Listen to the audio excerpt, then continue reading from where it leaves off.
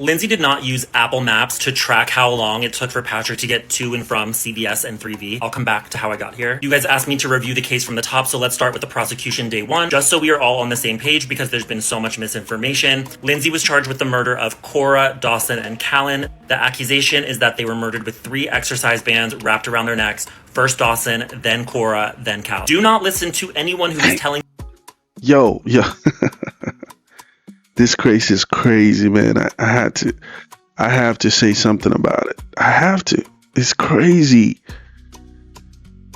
Welcome to the Equity Experience. I'm going to react to this video and this trial case involving this psycho lady called Lindsay Clancy, who killed 3 of her children and now is claiming insanity. Well, tune in. Let's see what's up. Otherwise, Lindsay pled not guilty. People are not paying attention to her lawyer Kevin Reddington's wording in that opening statement. You really have to pay attention to the words he's choosing to use. The first 30 minutes of the trial, the judge is explaining to the jury how important their job is. He tells them that Lindsay is innocent until proven guilty without a reasonable doubt. He explains that she is not required to prove innocence, only reasonable doubt, which is very clear now on day 12 that has already happened. He explains Lindsay is also not responsible if she has a mental disease that lacks her capacity to understand the criminal act being committed. Lindsay, to me, looks scared and confused. Also, not to be insane. First of all, who's this guy? Who's this guy? I mean, in America, we have the right to our opinions, right? But what's this guy talking about, bro? So it's already sounding to me like this guy is supportive of this Lindsay lady. This guy's psycho then. You're psycho, bro. Okay. Sensitive, you can't tell me she does not look like the actress from Dexter. So when this does get made into something one day, don't drag me for this, please. The opening statement from the prosecution is done by Assistant DA Shannon. Shannon wears a bow on her head every single day to court as what she is trying to act like is a way to honor Cora, the oldest of the 3 children. But to me, and I think most people, it reads off as very antagonistic to Lindsay because bows were Cora's thing. The district attorney's office had dozens of qualified lawyers to choose from, but they specifically chose 2 women, of course, because it creates a level of balance that wouldn't be there if it was like 2 male lawyers going after this mom. It's trying to read like, if we think she's bad, you should too, because like we're all winning. All of that to say, Shannon is not a good storyteller. You might have missed your calling, sister. Like, I don't, this is gonna be the most misogynistic thing that I say in this entire series, but if they wanted us to resonate with a woman, they should have chose someone who's like a little softer, a little more in touch with her feminine side. Not only is she not well spoken, but she says things that are meant to carry emotion that just don't. I will give her a little bit of credit as far as she describes the children with more detail than their father eventually winds up doing. Lindsay is already silently sobbing in her chair when prosecution is going into the day of January 24th, 2023. It was a snowy day. Cora and Dawson were in preschool, but they didn't go on Tuesdays. Lindsay took Cora to a checkup that morning where the doctor suggested Pedialyte because Cora was having trouble going to the bathroom. Patrick was home with the boys. The 2 of them texted like normal. When Lindsay got back with Cora, Patrick returned to the basement to work. Lindsay put down Callan for a nap and then takes the older 2 outside to play. They build a snowman. She sends photos to both Patrick and her mom. That afternoon, Lindsay searched for both Pedialyte online as well as Takeout 3V. Prosecution claims that she was searching for how far it was to figure out how much time she had, but I call bullshit. If there's a business close to me and I'm looking for the phone number, like if I want to call the CVS up the street from me, I personally use my Apple Maps. It not only immediately shows the one that's closest, but it has a button there that just says call. And honestly, if I want to take it even further than that, if I were to look up a restaurant near me on Apple Maps, I can type in the restaurant and then it'll say call, directions, website, and even menu. So I of course did research, and while it's not more common than people using Google, 20% of people when they're looking for a business close by to them, like let's say to call them or to make a reservation or something or order takeout, 20% of people use a map app. So I believe Lindsay used Apple Maps to find the phone number for the closest CVS, which she did, and calls and asks about the kids' Pedialyte, which they say they do have in stock. Reminder, Patrick claims to have made the call to Lindsay from CVS saying they didn't have the on-brand, they only had the generic version, but the evidence shows that he purchased the Pedialyte. So then she looks up the restaurant 3V, right? She texts Patrick and asks if he's okay with takeout. He says yes. Well, what if Patrick had said no? Wouldn't that ruin her whole plan? Prosecution is trying to say, well, they didn't go to this restaurant that often. She chose this one that was like far away on purpose. They did go there sometimes. They didn't go there all the time. But she asked him, is 3V okay? He says, sure. Well, what if he said no? That ruins her whole plan. He claims to leave at 5:15. He claims Dawson was eating chicken nuggets on the couch, but in the evidence photos, there is not a crumb on the kids' plates on the counter. So apparently, during this triple murder suicide crunch time, Lindsay also stopped to do the dishes. Patrick leaves for CVS and 3V, and Shannon, the DA, says that's when the clock starts, which is not true because if you haven't seen, go watch my other video. He left the house between 5:24 and 5:29 p.m. She then takes the children to the basement. Shannon said that Lindsay takes the children to the basement. She separates Dawson from Cora and Callan. This is when I realized Patrick used Cora to assist with the murders and the alibi. We now know because of the prosecution that Dawson was the first one to get strangled, and he also was found in a separate area of the basement from Cora and Callan. Also, like, Lindsay took the kids down to the basement where Patrick's office is. You mean the last place Patrick was before he left the house? So my theory is he tried to kill Lindsay first, make it look like a suicide. He then strangled Dawson and then used Cora, his 5-year-old daughter, to sort of be the alibi and make it look as if Lindsay follow for the next part. Nah. No, man. You see. Oh, God. What has society fallen into that we have stupid men like this defending the psycho woman that murdered 3 of her children and tried to commit suicide. Anyway, let's continue watching this head. No, so this one is now her speaking in court. Do you understand that the Commonwealth, in this case, is required to prove each and every element of the case against you beyond a reasonable doubt? Do you understand that? Yes, Your Honor. By entering into this stipulation, you're giving up your right to force the Commonwealth to prove the facts that are contained in these stipulations. Do you understand that? Yes, Your Honor. All right. You also, at trial, where we are now, you have the right to confront the witnesses that would testify about these facts. And by entering into this stipulation, you're giving up that right with respect to these stipulated facts. Do you understand that? Yes, Your Honor. You also, at trial, have the right to remain silent and cannot be forced to testify at this. You understand, by entering into this stipulation, you're giving up in a limited way that right with respect to just those facts. Yes, Your Honor. For the record, to again reiterate the fact that we have not been contesting the government's case in chief, if you will, have been agreeing to evidence, and this stipulation basically relieves the government of having to bring in dozens, if not more, witnesses to prove chain of custody of blood, fluids, the bands, DNA, all of that. Rather than have days of testimony, this stipulation will avoid that. So that's why it was. You know, something that just came to my mind right now is, I mean, this is the beauty of America, but at the same time, it's a curse. You know, having to be a lawyer, going to school and defending someone who is a criminal, someone who committed a crime. You have to defend them. I don't know how you can live with that, but some people can, I guess. You know, it just comes to my mind, like people like this lawyer. I'm not against it. I'm just saying that he must be hardened inside, you know. There has to be something dead inside of him, especially in this type of case where children are involved, to defend this woman. Now something I want to mention though before we continue is, yes, it's definitely possible that she had a mental psychosis breakdown or whatever. They said they diagnosed her with bipolar disorder or something like that, and postpartum psychosis, which they say is very rare amongst women that suffer postpartum depression or something like that. Now the part I'm trying to elaborate on is the spiritual element of it. This is something that in America we don't talk about as much, right? There is a spiritual element to everything we do because life is spiritual. So as much as there is a mental diagnosis to her, she was definitely mentally unstable and stuff like that. I'm not taking that away. However, we tend to ignore the spiritual realm and how it controls the physical.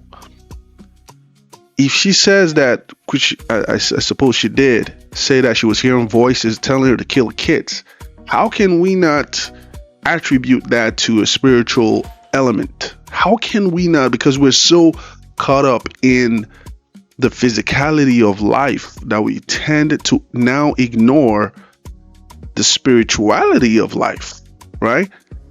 There's no way she's wrong when she says she hears voices. She's definitely hearing voices. It's a real thing. She's hearing voices that are real. The only reason we don't attribute that to reality is because we don't see those voices. We don't see the voices coming from a physical being. But definitely a spiritual demonic entity was speaking to her and controlling it. And obviously she's not spiritually sound, and she's not spiritually strong enough to ignore or rebuke those voices. So it is, to me, so evident that it was a demonic oppression. There was a demonic entity speaking to her mind, telling her these things. She hears them. And then when they give her so many of these medications, of course, it's going to heighten or open up something in her mind. Some of these medications are like gateways to the spiritual realm. So I'm not taking away that she was mentally unstable, right? But I'm also adding the element that not many people are talking about, the spiritual element of it, that she was definitely oppressed, demonically speaking. And that is something we need to fix in our households. These demonic entities come into our households and speak to some people that have some kind of weak entry point. You know, we have to, as believers in Christ, I'm not talking to people that are not believers. As believers in Christ, we have to take charge of our household, is our domain. We have to understand the spiritual realm. We have to understand that life is spiritual and that the spiritual realm is a legal realm. Just like this lawyer is defending her legally, we have to defend our domain spiritually in a legal term, I'm saying. So let's keep watching. I didn't mean to ramble, but it's very important that I mention that. Do you have a copy maybe that you could look at? Oh, I have a copy. Yeah.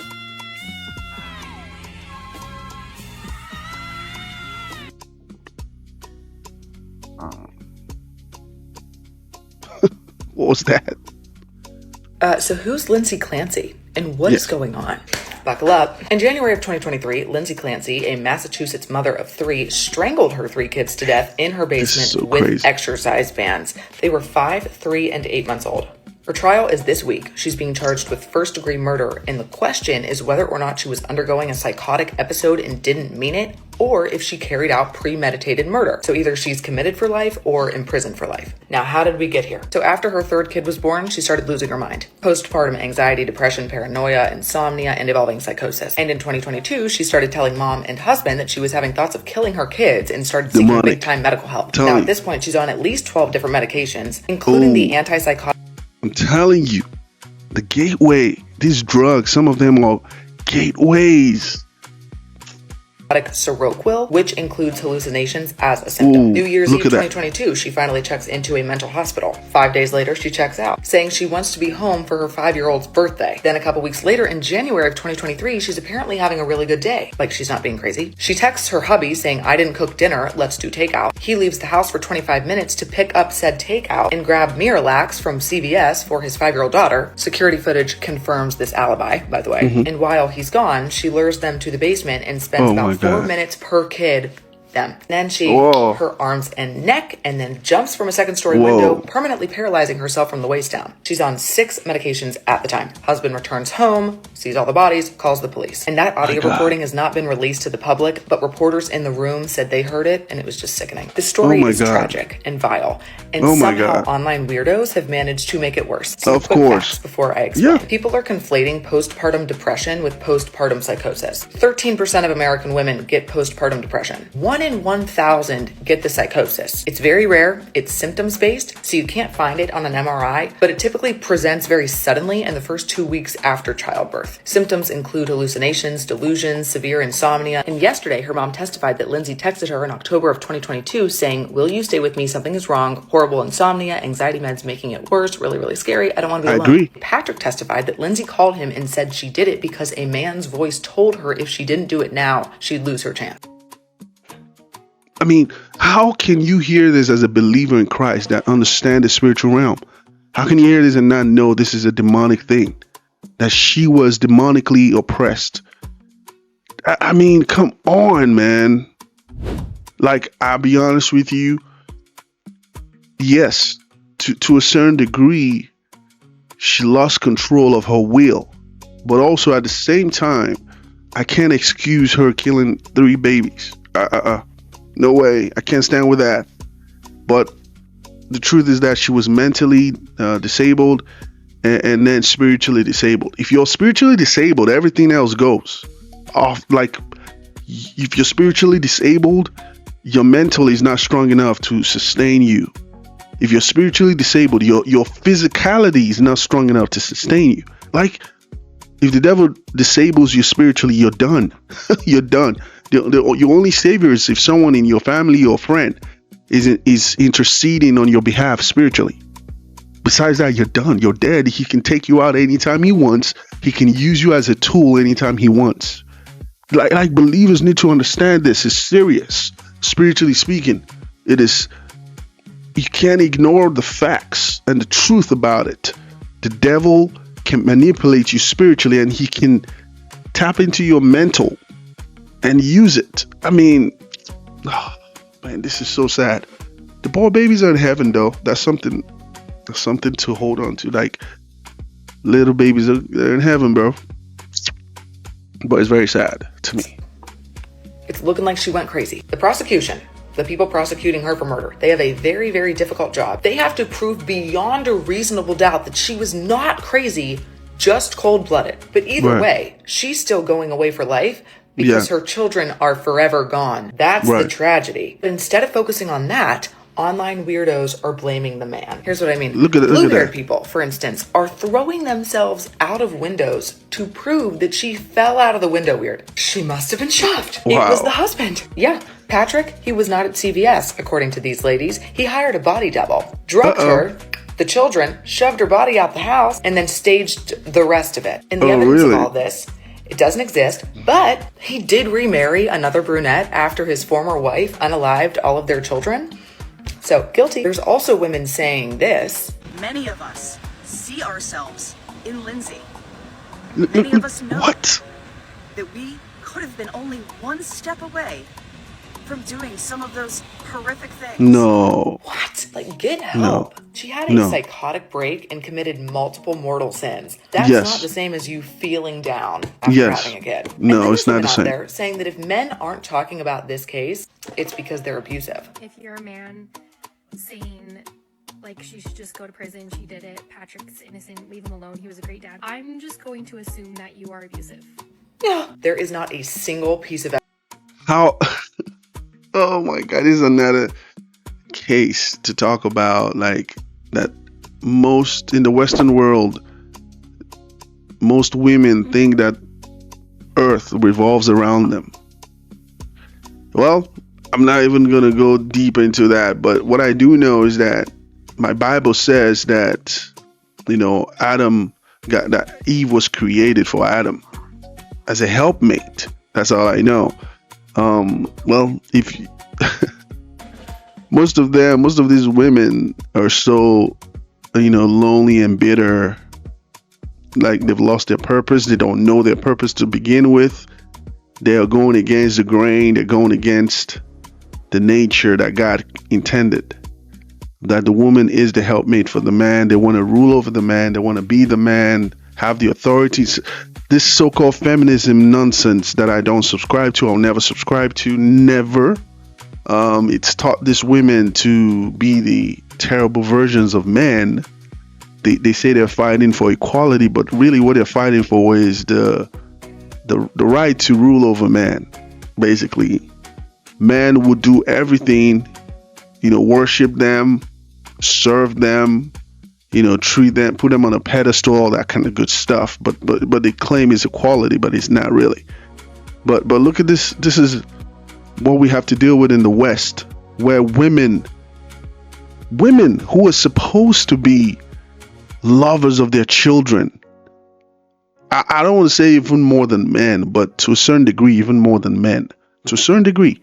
Obviously, men will die for their family in general, wife, children, all that, which they're supposed to, as my Bible teaches, right? Like Christ died for the church. A man who should die for his wife, because the church is the wife of Christ. So, but to a certain degree, the care the nurturing nature God has put in this women has been killed.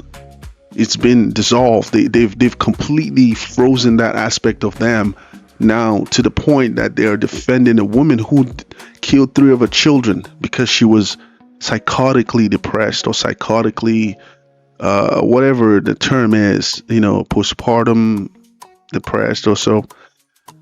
No, there's no excuse for it. There's no excuse for it. Any woman that supports this woman should not come close to me or anyone I know, man. Stay away. Any man who's wise enough should stay away from most of these women. Back in the day, there were wives and there were concubines. But now in our day and age, most of these women that were naturally concubines have deceived some of the women who are supposed to be wives to become concubines. So now we're dealing with concubines presenting themselves as wives to deceive society. And the concubine spirit is obviously of the Jezebel spirit. They can't be loyal, they can't be truthful, they're deeply seated. This narcissism that everybody throws around, that's what it is, basically. The attribute comes from that, So now we have these women, this evil Jezebel spirited women, defending a woman who killed 3 of her babies, bro, little babies that she bore, and you can't tell me that that's right in any way, shape, or form. Evidence that he was abusive. Women, you're making us all look bad. The reality is she was on an insane cocktail of psychotropic drugs at the time of the murders. It's really sad. It's terrible to see that she was severely struggling with mental illness. Mental illness is real, and it is very, very scary. But also, girls, stop being weird and totally sympathizing with the child killer and blaming the husband. Lindsay confessed, the defense agrees, and she'll likely go to the ward for the rest of her life. I swear, these people do not care about the children at all. They just want to make the guy look bad because they hate men. They hate men. I mean, at least Candace Owens has a new thing to warp and make millions off of. Everybody needs to go touch grass. Yeah. Word to the wise. This is Lindsay Clancy here in the ICU, where she was being charged with the deaths of her 3 children upon waking up after 6 days. Now, let me tell you something about this case that is so unreal and weird, and people can't get around the fact of there's been no fair investigation here, no thorough investigation, and Lindsay never had a chance. No one else was ever looked into. They signed an arrest warrant for Lindsay while she was still in a coma-like state, right? That makes no sense to me. Police arrived at a scene where there were 4 injured people, 3 were deceased, 1 was injured, I should say, right? They arrived at this scene. Now, instead of talking to the one person who was at the scene, who was uninjured, they decide to bide their time and wait for the woman who has injuries to her wrist, to her throat, to her spine, to her thyroid, to every single part of her body pretty much. Her spine is shattered. She is paralysed from the sternum down. And this is the only person they want to consider for this whole case. We know from lots of parts of this case that nothing properly has been looked into. There has always been reasonable doubt here, but we're only just seeing it at trial because the investigation has failed to pick this up. Now, that's not a problem with us. That's a problem with the investigation. This is mad to me. What? But Lindsay's own attorney admitted she did it. He's a great attorney. Why wouldn't he give her the best defense possible? Okay, first things first. No, he didn't. Lindsay has not admitted she did it. There's no confession, and her lawyer has not admitted she did it. Her plea look at this woman, bro. Guilty. But the lawyer stipulated. They were ready to. The Bible said it's better to live on the edge of a house on the rooftop than live with a nagging woman. It is proof that, you know, these women like these are insufferable. You can't live with a woman like this. You know, it was funny to me that they're supposed to be the weaker sex, but somehow they've managed to gain almost all the control of our day-to-day lives. A man getting married and divorce can lose everything, lose his children. That one is so painful to me to even imagine. But anyway, to see it on the bright side, for men, I'm talking to men, that you have to be careful who you select to be the mother of your children before she's even a wife to you. You have to think, is this woman worthy of being the mother of my children? And obviously you have to be worthy of being a father to those children, and worthy of being a husband to a wife, whoever the wife is. But don't go marrying a concubine who presents herself as a wife. Don't. Because it's imperative to the upbringing of your children. It's so imperative. And anything that impacts those children impacts generations that follow them, right? So be very cautious of a woman. There's very much many litmus tests that you can throw out there to filter this kind of women. This story right here is a litmus test. If you ask me, just ask a girl, what do you think about it? If she supports this Lindsay lady because of postpartum psychosis or depression, you should not even don't entertain her anymore. Be done, right? Don't even sleep with a psycho woman. I'm talking about sleep with her, not even marrying her. Don't even sleep with her. She's psycho for a reason. Stay away from these women. Let them be. They hate men, right? Let them stay away. Let them date themselves. Because obviously we're living in the end times, and most of them will end up dating themselves. They have no other option. They hate men so much. They love themselves. God has given them over to that lesbian spirit. Go at it. Go at it. You have to let them be. Stop trying to save them. But then there are wives. That's why the Bible says, he who finds a wife finds a good thing and obtains favor from the Lord. The Bible didn't say he who finds a woman, or he who finds a girl, or he who finds a mother. It says specifically, he who finds a wife. There are categories of women that are wives. Look for them.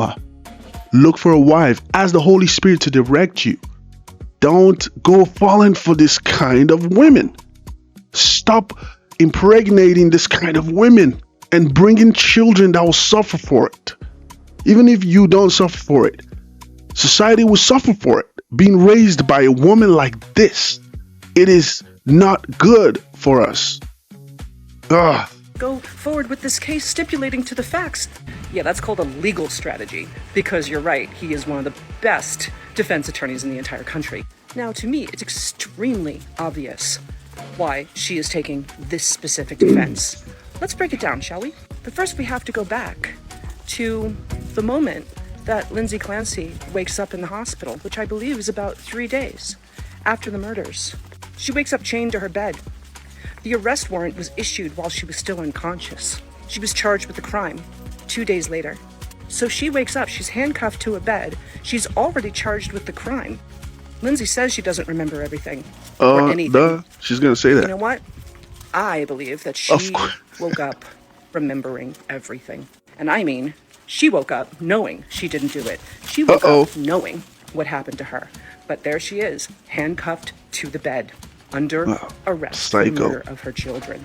Now think about it. Now I'm actually going to do this whole thing from the perspective of Lindsay waking up, chained to the bed, under arrest, but actually knowing that she was the victim here and knowing that she didn't do it. And you guys can contest that. She's the victim, but that's what I'm going from here. So anyway, you know you didn't do it, but you wake up chained to the bed and you're under arrest for the murder of your children, but you know that your husband did it. What are you gonna do? Yell, I didn't do it. I didn't do it. It was him. Where's that gonna get you? Nowhere. You're already charged. Once you're arrested and charged, what are those Miranda rights? You have the right to remain silent.